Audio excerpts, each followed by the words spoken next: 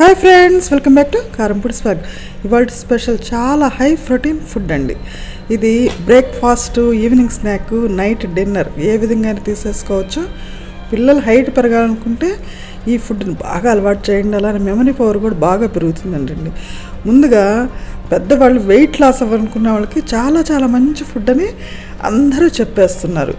ఇక ఆలస్యం చేయకుండా మన వీడియోలోకి వెళ్ళి అదేంటో చూసేద్దాం. అయితే నా ఛానల్ కొత్తగా చూసేవాళ్ళు ముందుగా సబ్స్క్రైబ్ చేసుకోండి. బెల్ ఐకాన్ వస్తుంది, క్లిక్ చేశారనుకోండి నా ఆల్ ఆప్షన్ వస్తుంది. క్లిక్ చేస్తే నా వీడియో నోటిఫికేషన్స్ మీ ముందుగా కనిపిస్తాయి. మీ సపోర్టు నాకు చాలా చాలా అవసరం. ఇక మన వీడియోలోకి వెళదాం. శనగల్ని కడిగి నానబెట్టేసేయండి ఒక 5-6 గంటలు. తర్వాత కుక్కర్లో వేసేసి చిన్న గ్లాసులో సగం వాటర్ పోసి మూత పెట్టేసి ఒక 5-6 విజిల్స్ రానివ్వండి. ఎట్టి పరిస్థితుల్లో సాల్ట్ వేయకండి. ముందే సాల్ట్ వేస్తే అంత మెత్తగా ఉడకవన్నమాట. ఇలా చల్లారిన తర్వాత విజిల్ తీసేసి చూసామనుకోండి, మనం చేత్తో పట్టుకుంటే మనం ప్రెస్ చేసి చేయకముందే అట్లా మెత్తగా ఉన్నట్టు తెలుస్తుంది అనమాట. మనకు అట్లా ఉంటేనే మన శనగలు చాలా టేస్టీగా ఉంటుంది. పిల్లలకు కూడా గట్టిగా ఉంటే టేస్ట్ అనిపించదండి వాళ్ళకి. ఈ విధంగా చేసి పెట్టానుకోండి మంచి టేస్ట్ అనిపిస్తుంది. ఇలా ఉన్నప్పుడు కొంచెం దాంట్లో సాల్ట్ వేసి తగినంత సాల్టు, నేనైతే ఒక 1/2 కిలో 1/2 కిలో మధ్యలో తీసుకున్నాను అండి. దీనికి చిన్న స్పూన్లో 1.5 స్పూన్ సాల్ట్ పట్టింది. మీరు తగినంత సాల్ట్ వేసేసుకొని అడుగునన్న నీళ్ళు ఉంటే నీళ్ళు పోయేంత వరకు సిమ్లో కానీ మీడియంలో కానీ పెట్టేసేసుకొని చక్కగా నీళ్ళు పోయేంత వరకు ఉంచేసేయండి. అలా అయినటువంటి శనగల్ని పక్కన పెట్టేసేసి ఇప్పుడు మన ఇంట్లో ఉన్నటువంటి ఐటమ్స్, క్యారెట్ ఉంటే క్యారెట్ తురిమేసేయండి, ఉల్లిపాయలు సన్నగా కోసేసుకోండి, కీర దోసకాయ అంటే కీర దోసకాయ సన్నగా కోసుకోండి, టమోటా ఉంటే టమోటా సన్నగా కోసేసుకోండి, కొత్తిమీర, కరివేపాకు, మీకు ఇంకా కావాలనుకుంటే మన ఇంటి పచ్చి కొబ్బరి ఉంటుంది కదా, పచ్చి కొబ్బరి కూడా తురవండి, నిమ్మకాయ వేసుకోండి.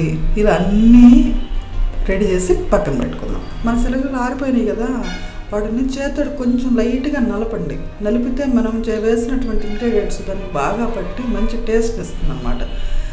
దాంట్లో క్యారెట్, కీర, ఉల్లిపాయలు, టమాటో చెప్పాను కదా మనం కోసిన ఐటమ్స్ అన్ని, కొత్తిమీర ఇవన్నీ వేసేసి, శనగల్లో ఆల్రెడీ సాల్ట్ వేసి ఉంచాం కదా కొంతవరకు, అందుకని మనం పైన వేసినటువంటి ఇంగ్రీడియంట్స్కి తగినంత కొంచెం సాల్ట్ వేసుకోండి.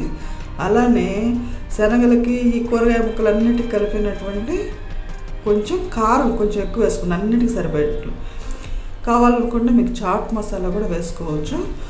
ఇలా వేసిన తర్వాత చక్కగా చేతితోటి కానీ స్పూన్ తోటి కానీ పైనుంచి కింద వరకు పూర్తిగా అన్నీ కలిసేటట్టు మీరు కలిపేసేయండి.